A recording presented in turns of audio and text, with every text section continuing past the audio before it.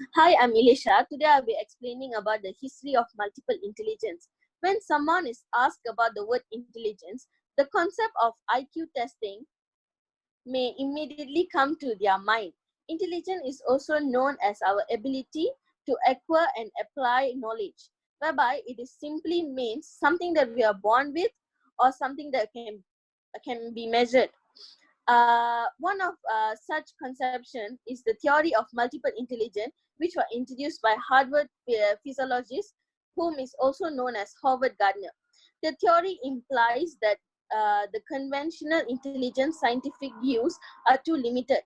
Gardner first summarized his theory in his book, Frame of Mind, The Theory of Multiple Intelligence, where he stated that all people have different kind of intelligence. Gardner also stated that there are mainly 8 types of intelligence in total, and there might be ninth intelligence, which also known as extinctionalist intelligence. Next, I'll pass it to Ruga to explain further. So, in order to optimize the full range of abilities and talents of the people, Gardner observed and realized that people do not have just an intellectual capacity but have many kinds of intelligence, including in musical, interpersonal, and intrapersonal. Gardner's theory has come under criticism and was highly denied from both psychologists and also educators. These critics argue that Gardner's definition of intelligence has a wide scope and that is 8 different intelligence simply represent the talent and abilities of a person. His theory also suffers from a lack of supporting evidence and empirical research. Although this theory was not well received by psychologists and some philosophers, the theory of multiple intelligence was well received by educators such as teachers. Many teachers carry out multiple intelligence in their teaching philosophies and work to integrate Gardner's theory into the classroom. Next, I'll be explaining about the bodily kinesthetic intelligence.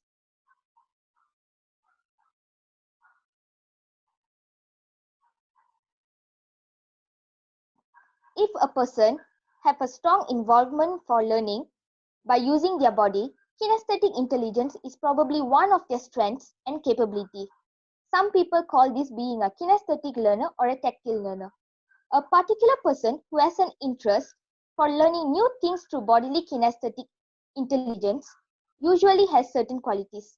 Many kinesthetic learners are usually athletes who are involved in team or individual sports. This type of person often enjoys activities that involve working with the hand, such as painting, building blocks, and repairing machines. A kinesthetic learner might find it hard and frustrating to learn new information by just listening to a lecture or watching someone else demonstrating or experimenting something. People with high kinesthetic intelligence usually learn best when they could use their body to perform and show an activity. Sometimes, people with bodily kinesthetic intelligence remember facts even better than ordinary students if they indulge in sensory activities to reinforce their facts. Many people with bodily kinesthetic intelligence, especially students, might like to work through problems while engaged in sports, walking, or some other engaging activities that involve the movement of their body rather than just learning or solving a mathematical and logical problem. So that's all from me. Thank you.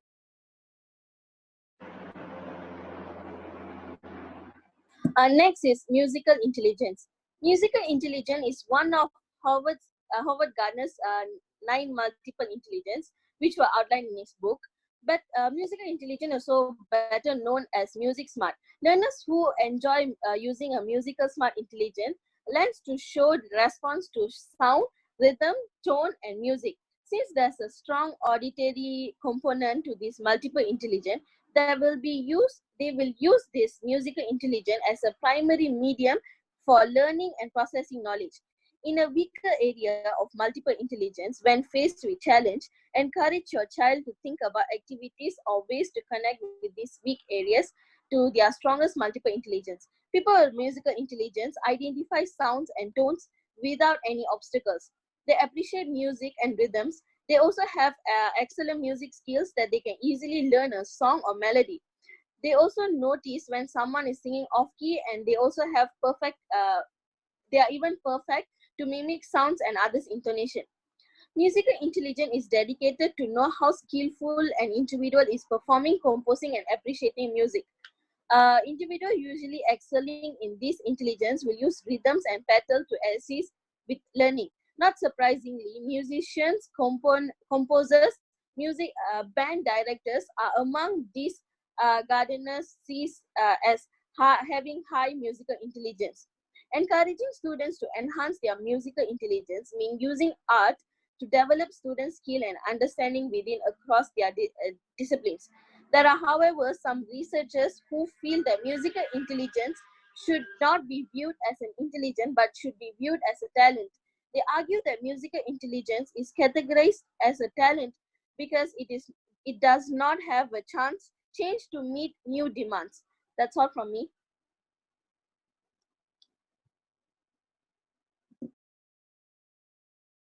So basically, bodily kinesthetic learners prefer body knowledge overall.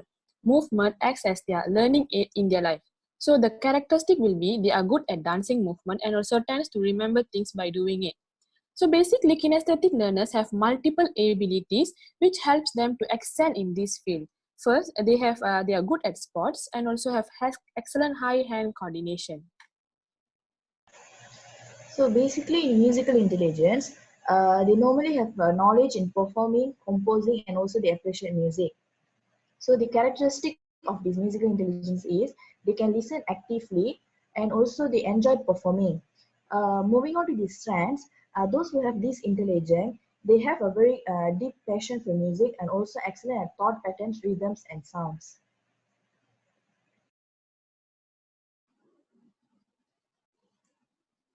So people who have good bodily kinesthetic intelligence can become an athlete. This is because it involves physical coordination, where they can become a golf professional or tennis coach and more. Next, they also can become a physiotherapist. This is because a physiotherapist use hand expressions in order to treat their patients. Lastly, we have a farmer, where farmers are good at planting, watering, and also more. So the example situations will be during experiments. So when we are conducting an experiment, we use physical gestures which help us to get a good outcome. This will also help us to remember about the thing we did easily. Next, we have co-curricular activities in education.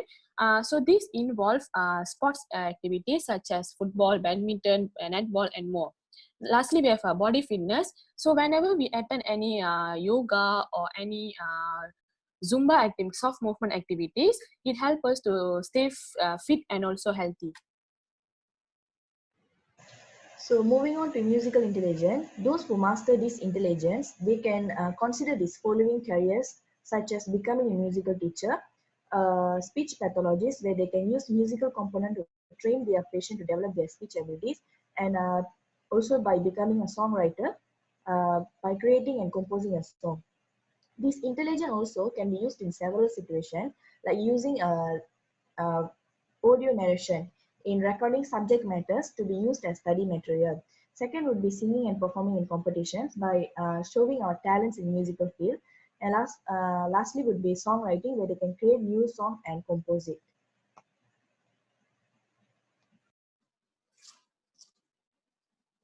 Moving on to the types of other multiple intelligence related to bodily kinesthetic intelligence, also musical intelligence. So first we have naturalistic intelligence, where naturalistic intelligent people are nature lovers who likes planting and also watering the plants.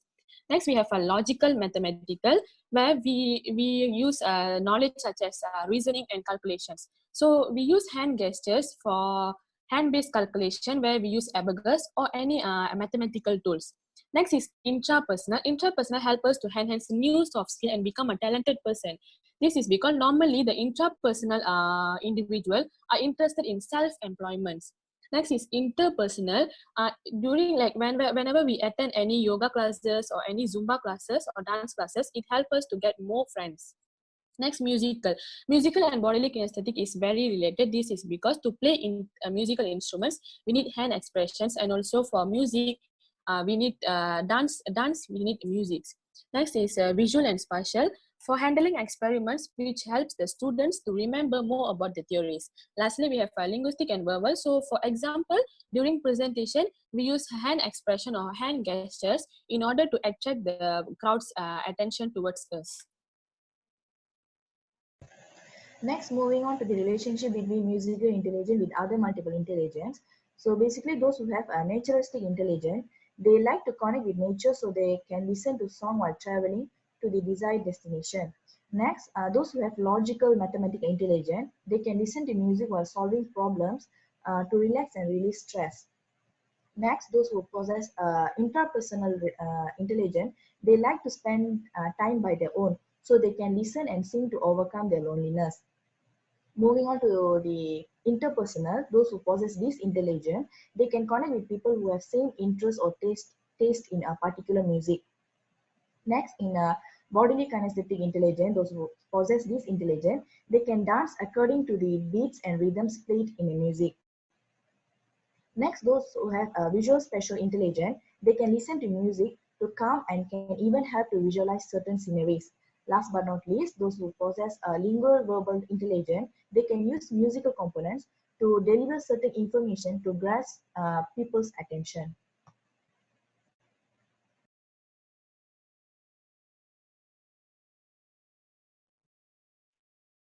Hi, my name is Nitya Sri, and I will be explaining about a learning activity that can be conducted to enhance musical intelligence among students. So this activity is called Antakshari, which is a traditional Indian game. How it's played is, first of all, the classmates are divided into 6 teams. And then once our classmates are divided into 6 teams, they will be asked to sit in a circular arrangement, and they will be numbered from 1 to 6. So each group has its own number, group number 1, group number 2, and so on. Then organizers will announce a theme. For example, they will announce a theme saying like love. The first team will then be asked to sing a well-known love song. The second group must then discuss amongst their team members within a 10-second time frame about their choice of song. At the end of the 10-second time frame, they must start singing a snippet of their chosen song, which must correlate with the theme that has been given by the organizers. The song that they choose to sing must begin with the last letter of the last word from the snippet sung by the first group. Teams that are unable to find a song within 10 seconds will lose their turn to other teams, meaning other teams who have already thought of a choice of song can present their chosen song. I will be demonstrating how Antakshari will be played. So firstly, our classmates will be divided into 6 groups, and each group will be given their own numbers. Group number 1, number 2, number 3, number 4, number 5, and number 6.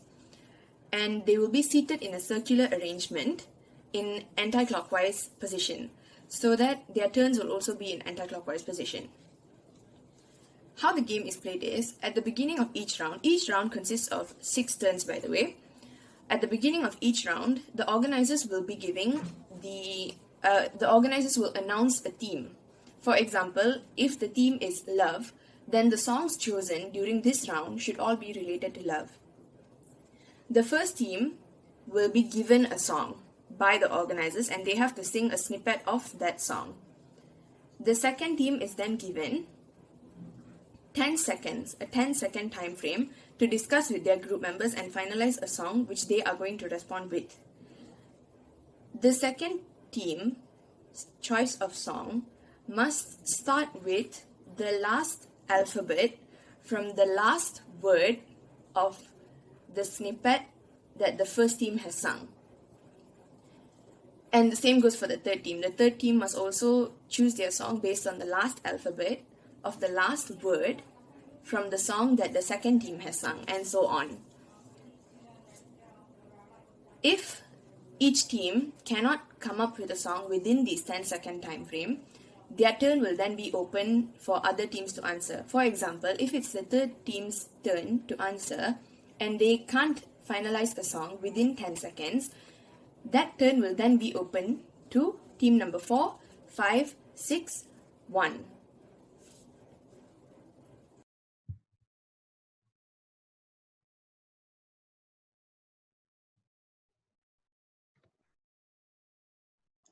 Okay, so the second activity will be related to bodily kinesthetic intelligence. The activity will be fly swat. How it's played. Okay, the students will be divided into 6 teams. So each round there will be 2 teams involved. So there will be one representative from each group should volunteer to be sent to the front of the class. And we will teach them the basic alphabets in American Sign Language, maybe just like few A, B, C, D, E. And we will give them, okay, there'll be few words on the whiteboard. So we will give them a definition or a translation of a word that's written on the whiteboard. So after that, we will give a combination of alphabets in ASL that what we thought just now, maybe BCE. So they have to translate the alphabet BCE in ASL, American Sign Language. And once they are done translating it and they already find the answer for the definition we previously gave, and they have to quickly swat the word on the whiteboard as though swatting a fly. So the team of the student who swats the correct answer the fastest is awarded with the points. Hi sir, I'm Pravina. I'm gonna demonstrate on how to play fly swat. Okay, our classmates will be divided into 6 teams, and each round there'll be 2 teams involved, and there'll be 2 representatives will volunteer themselves to front of the class, and they'll be given a fly sweater each. And there'll be few words written on the whiteboard. I don't have a whiteboard, instead I use a A4 paper. And there'll be few words written on it. And we will teach them American Sign Language, maybe few alphabets in American Sign Language. For example, A, B, C, D, and E. So this is A, B, C, D, and E. So, and okay, the game starts here. We will give them a definition of any of these words. So for example, I'm giving intelligent. So intelligent is the synonym of smart. So, and also we will give them a combination of alphabets that we taught just now in American Sign Language. Maybe I would give them B, C, and D. So this is B, C, and D. So once they're done with the translating, they have to translate these alphabets in American Sign Language. Once they're done with translating, they have to quickly swat the word as though they are swatting a fly. Once they're done translating, they have to swat the word quickly, and the quicker they are, they will get the points. That's it. Thank you.